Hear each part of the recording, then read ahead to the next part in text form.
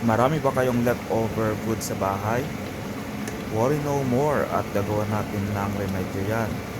Magluluto tayo ngayon ng kaldereta. Para sa mga sangkap, gammon meat. Para po siyang ham. Flashback. So salty. At na-cured na meat. Ayan po ang description niyan.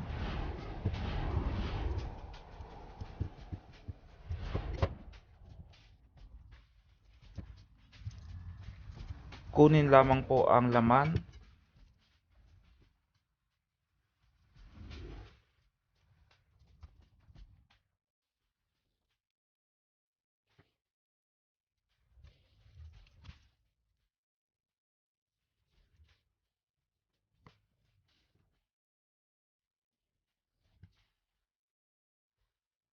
Kapag nakuha nyo na ang laman, slice nyo lamang po into cube or square pieces.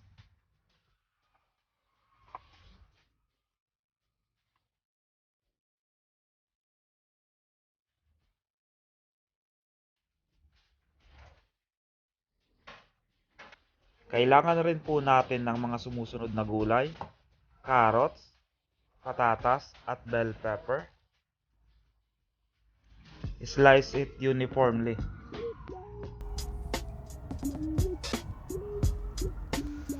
Kaldereta mix.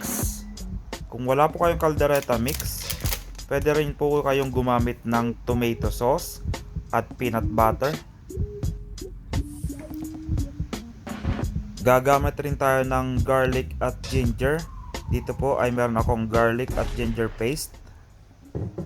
Onions, chop it or mince it. And soy sauce. Gagamit rin po tayo ng beef cube or kung may beef stock po kayo, much better. We will also use the following. Sa inyo pong lutuan, maglagay ng mantika at painitin.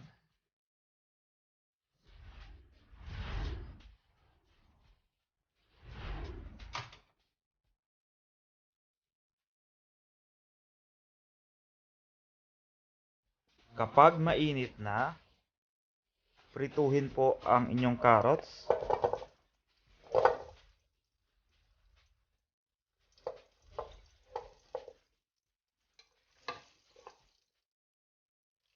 Sunod po ay ang inyong patatas. Pwede nyo rin po siyang balatan pero sa akin mas gusto ko ang may balat. Linisan nyo lang po ng mabuti.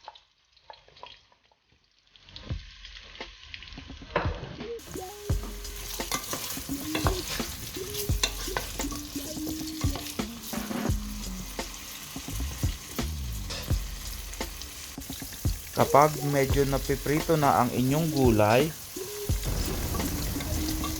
ilalagay na natin ang ating karne or gammon. Ayan, so prituhin po silang ng maigi.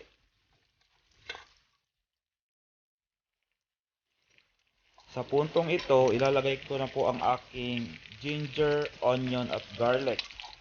In any order, basta gisahin ng mabuti.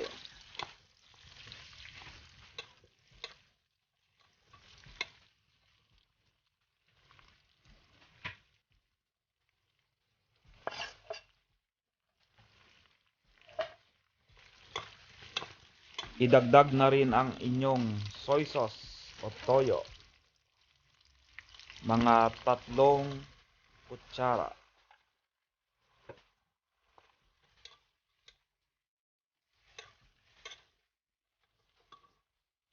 Beef cube or beef stock, kung ano pong meron kayo, idagdag na rin. Then halu-haluin.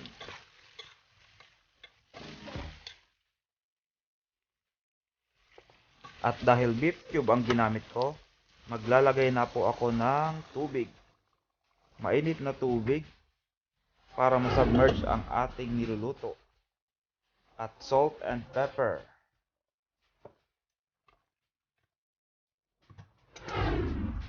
Pakuluan po lamang ng 5 hanggang 10 minuto.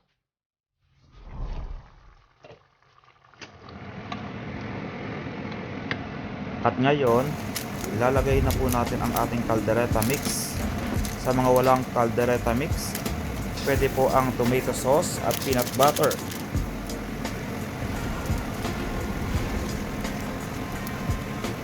At dahil wala po tayong tomato sauce, maglalagay ako ng tomato ketchup.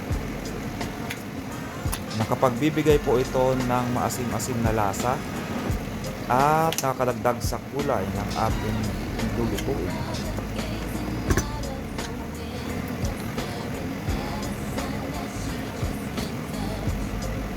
Kung mapapansin nyo, nag-uumpisa nang lumapot ang ating sauce.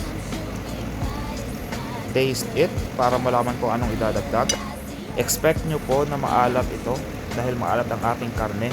Magdadagdag tayo ng ating sweetener. Ito po ay condensed milk or pwede rin pong asukal, mga 3 hanggang 4 na kutsara. Kalahating lata lamang ng condensed milk ang aking linagay.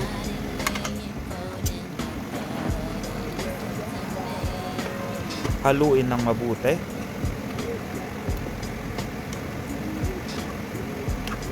Ang ganda na ng kulay. And of course, lasahan. Approved.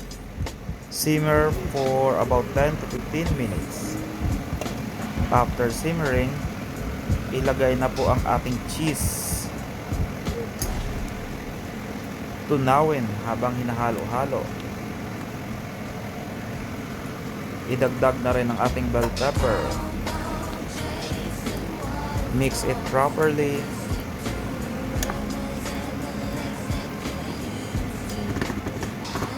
Takpan at simmer for another 5 minutes. Add some ground black pepper. Di na po tayo magdadagdag ng asin para di na masyadong umalat ang ating caldereta.